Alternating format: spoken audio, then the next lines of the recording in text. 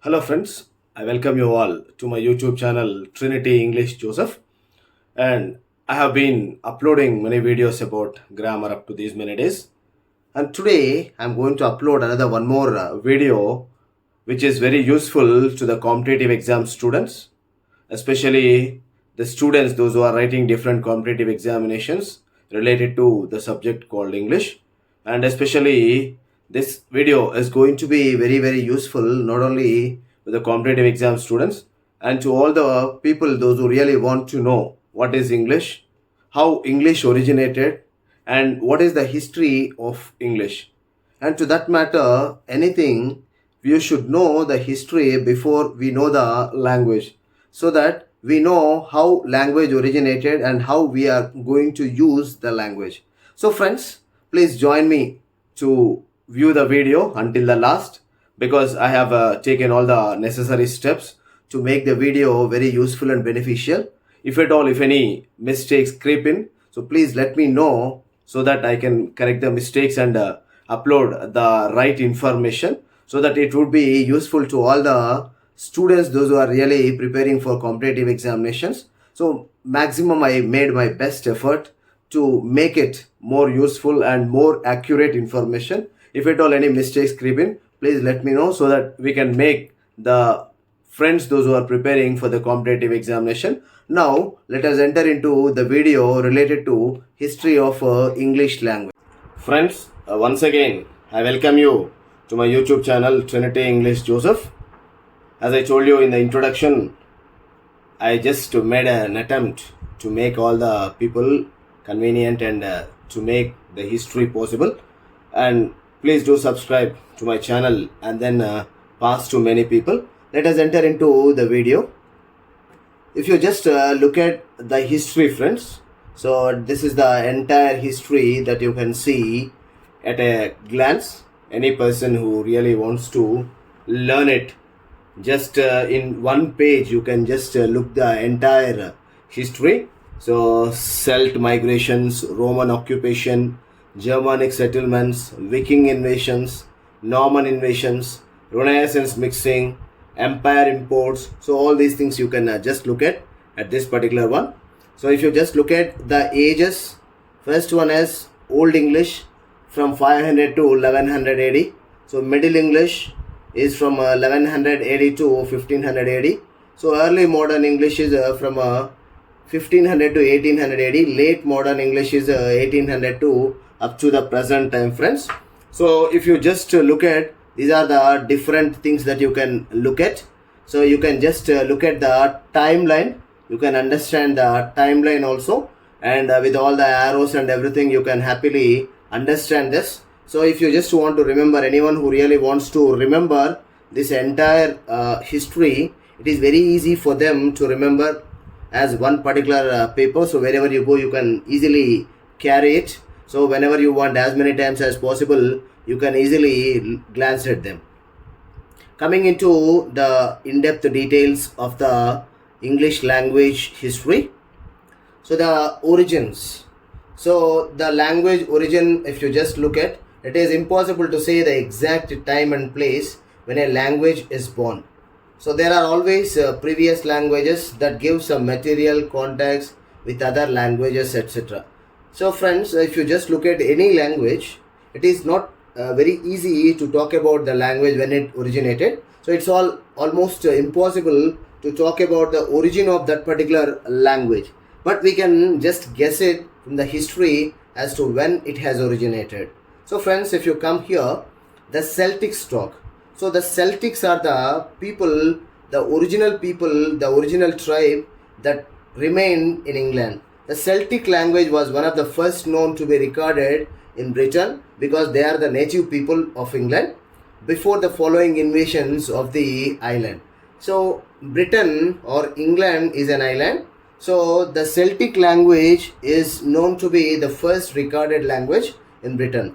Celtic tribes coming from Europe lived in Britain in the Iron Age for over 500 years until the arrival of the Romans. So as you have already seen in the history or the timeline, so Celtic tribes, they coming from England and especially from the continent of Europe. So they lived in Britain in the Iron Age for over 500 years until the arrival of the Romans.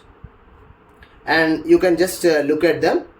So here, Celts in Europe. So you can just look at those people. So where they have originated. So all the ones which are there in this color, so they are all the Celts and their settlements where they were, so that you can understand the settlement of Celts. And coming to that, so as I already told you, these Celts remained in England until the coming of the Romans. So if you just look at them, the Roman invasion. So when the Roman invasion took place means Julius Caesar conquered Britain in the year 55 BC and Claudius in 43 AD, but it wasn't permanent or really influential. So these two people, Julius Caesar and Claudius, though they conquered the Celts, but that was not very influential, that was not permanent. So Latin was never the language of the people, it was only the language of the ruling class. So here Latin was the only language of the ruling class, and the people, the common people, they used a different language compared to the ruling class. Coming to the Roman invasion further, Rome introduced Latin words in commerce, religion, army, some place names, etc. So here, friends, the influence of the Christianity was more on the people. So Christianity introduced more Latin in the English language later on. So up to recent days, up to 1968, up to 1960s, all the church proceedings used to go on in Latin itself. So the Latin words, if you just look into English, most of the originations took place from Latin. Friends, if you just look at further, so you can just look at the Roman Empire, how it extended. You can just look at all these places where the Roman Empire extended, and you can also look at England, how it originated there. And the next one is the Anglo-Saxon conquest. So this is one of the important conquests that you can see in the history. Different Germanic tribes coming from current Denmark conquered Britain in 449 AD. So here most of the Germanic tribes, so they conquered England and thus made a kind of a specific history, or they created a kind of remarkable history after these conquests. Though the Romans conquered before, but there was not a very influential or a very significant one. So the Angles and the Saxons were very important and gave English its basic vocabulary and the structures. So English is a Teutonic in essence. So here, friends, so if you just look at Angles and Saxons were the very important people who really gave the basic shape for English. So that too, especially they provided with basic vocabulary and the basic structures. As you know, English is the language of vocabulary and the structures. So they are the two kind of pillars you can talk about. So here if you just look at the Anglo-Saxon conquest, so areas of Britain the settlers occupied. So you see, you can just look at, so here yellow marks, all you can see Angles and Jutes and the Saxons. So here this is the one where Angles occupied, and this is the place where also the Angles occupied, and then here is the place where Saxons occupied, and then Jutes occupied the western part of it. So here if you just look at, friends, so there are different people who really occupied England. So if you just look at what are the Indo-European group of languages, so if you can just look at, these are all the Indo-European group of languages. Friends, those who really want to, they can make a note of it. So Slavic, Baltic, Indo-Indian, Iranian, so Romanic and Germanic and Celtic. So these are all the different languages that you can look at, friends. And the next one, Old English. So here how Old English originated. So the Anglo-Saxon language is also known as Old English, and it is the primitive form of modern English.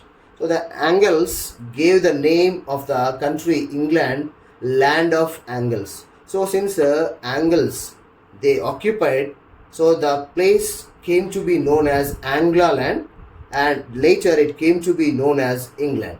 So friends, looking at the Old English, some words coming from Anglo-Saxon are man, eat, house, work, woman. So all are the words which originated from Anglo-Saxon.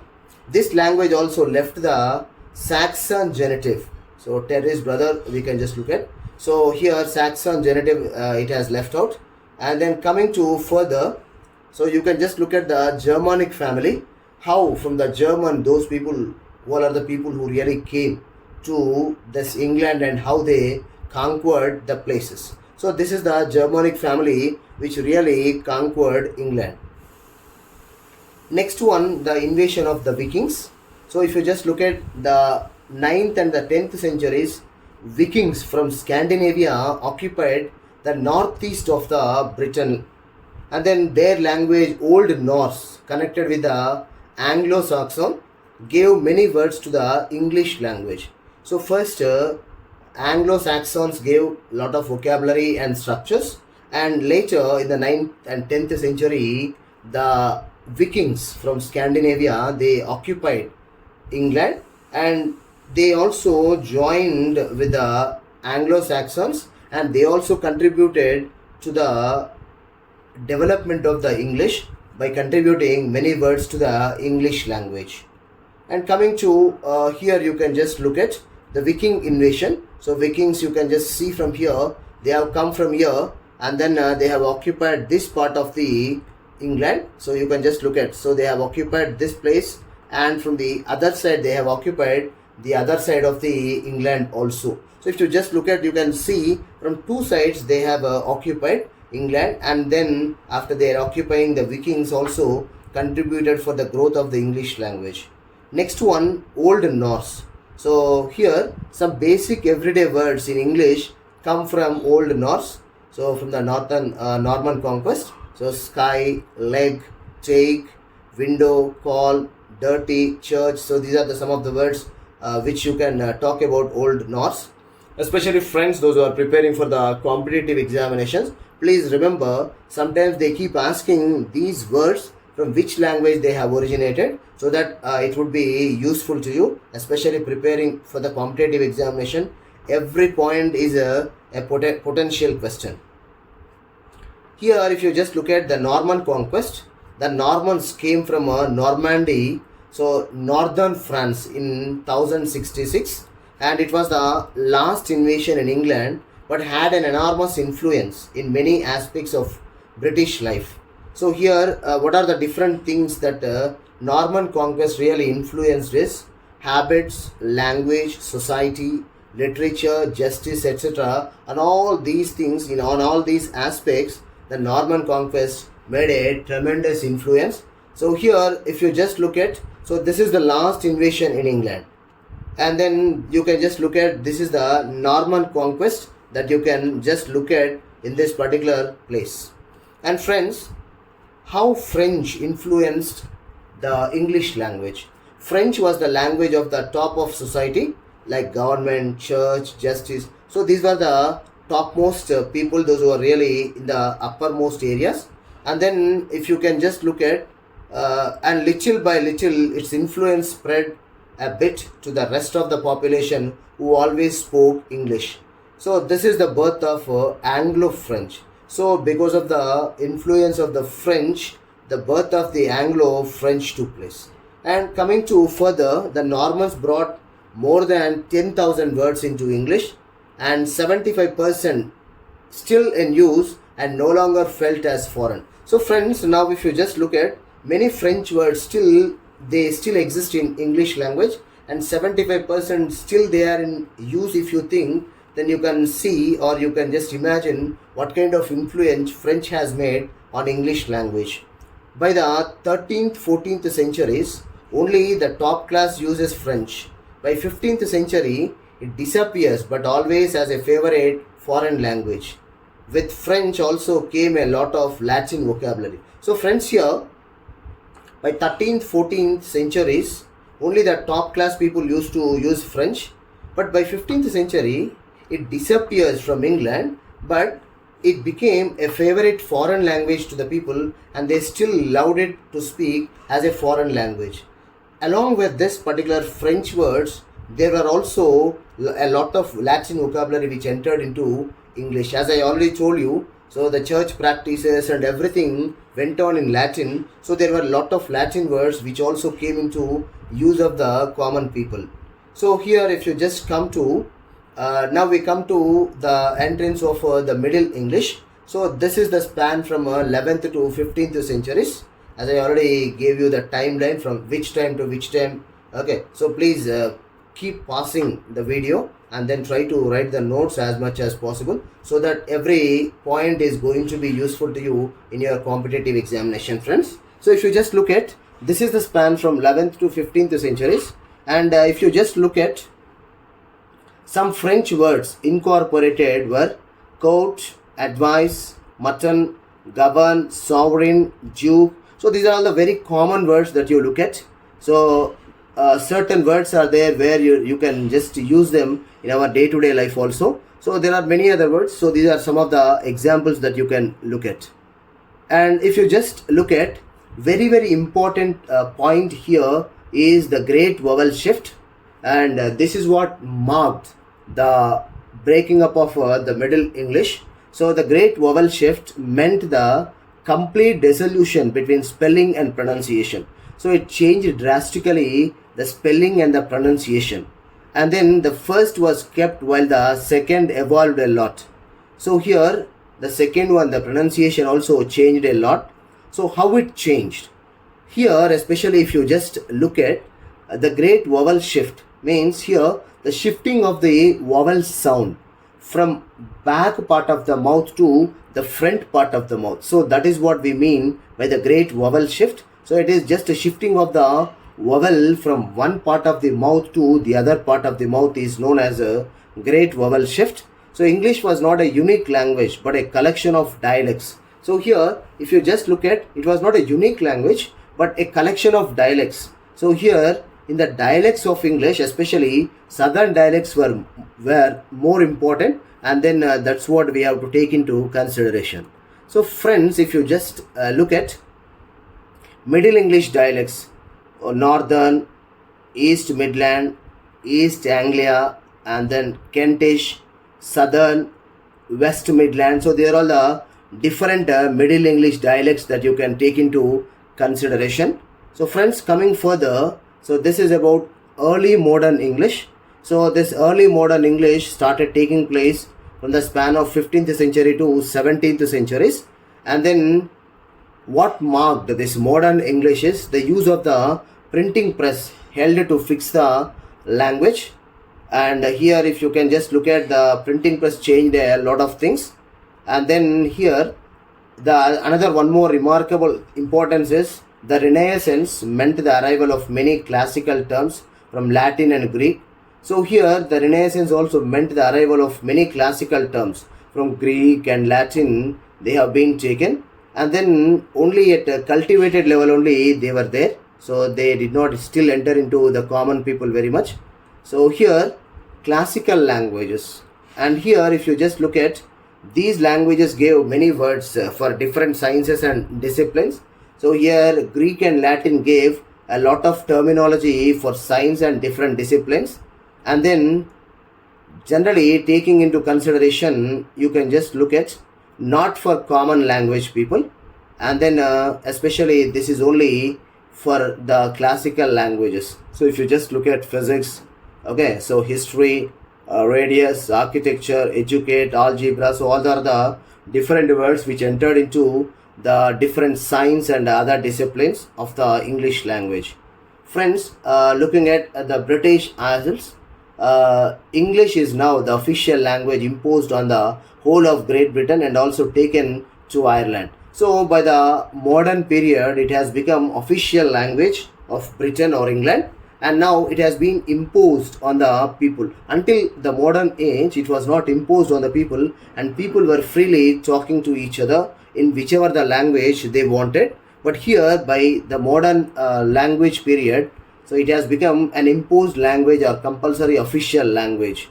So more regional languages, Welsh or Pictish, all those are were there, and then they pushed away and nearly disappeared. So the moment it has been imposed, English has been imposed in Great Britain. So the regional languages, Welsh, Pictish, all those, they were just pushed away, and very gradually they also disappeared from the people.